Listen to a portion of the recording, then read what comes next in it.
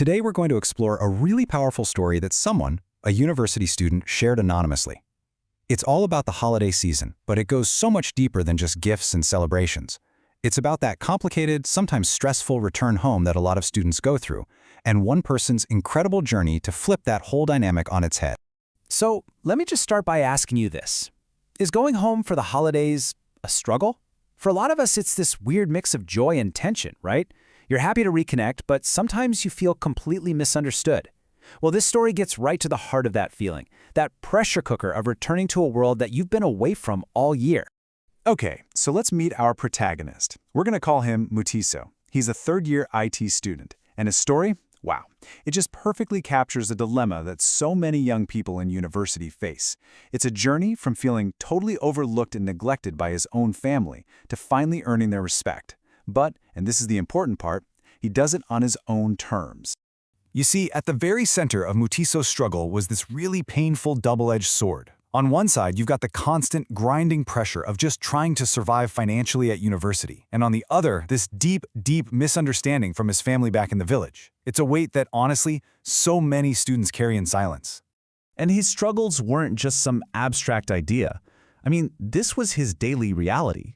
We're talking about the student loan, HELB, showing up months late, having to pay rent for these tiny, squeezed hostel rooms. There were actual nights he went to bed hungry because his very last coins had to be spent on data bundles, just so he could turn in his assignments. He even tried little side hustles, like selling mandazi. But when they failed, all he got was more criticism instead of any support. And this is what he hears from his own siblings back home. You're just studying while we're here farming. Why are you so special? Just imagine the sting of those words. Instead of his education being something the family was proud of, it actually became a source of resentment. It completely isolated him, painting him as this guy who had it easy and wasn't pulling his weight. Some years the drama got so bad that Mutiso would just skip going home for Christmas entirely. He'd stay on the quiet, empty campus just to protect his own peace of mind. But this year was going to be different. He decided he wasn't just going to react or endure it anymore. He was going to actively change the entire narrative himself. So he came up with a plan. First, he focused his hustle. He took those IT skills he was learning and absolutely mastered freelance coding gigs online. Second, he saved like his life depended on it. I mean, every single shilling, every bob was accounted for. Nothing was wasted. And third, he invested that money. In his return, he bought himself new clothes, a new laptop sleeve, and he got thoughtful gifts for everyone in his family. This wasn't about showing off, it was a strategy. And all of this hard work, all this planning, it all led up to this one moment, the December homecoming. As he was traveling back to his village, he wasn't filled with that usual dread.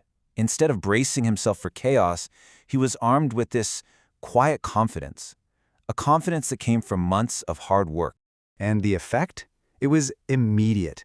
The second he stepped off the matatu, looking sharp in his clean sneakers and a new branded hoodie, the village kids just swarmed him.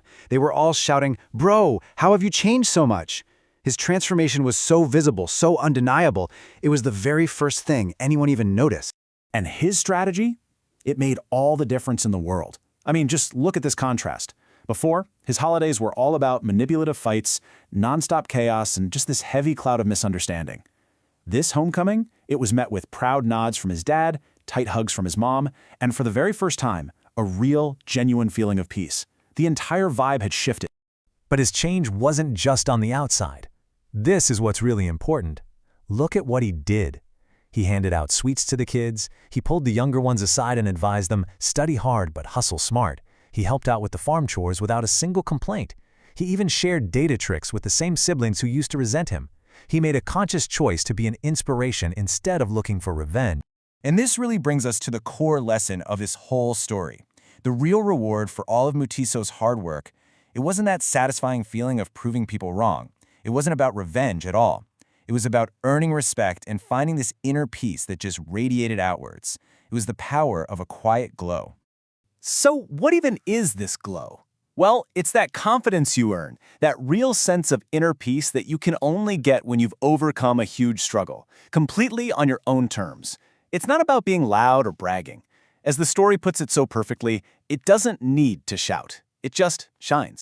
And that leaves us with this final, incredibly powerful thought.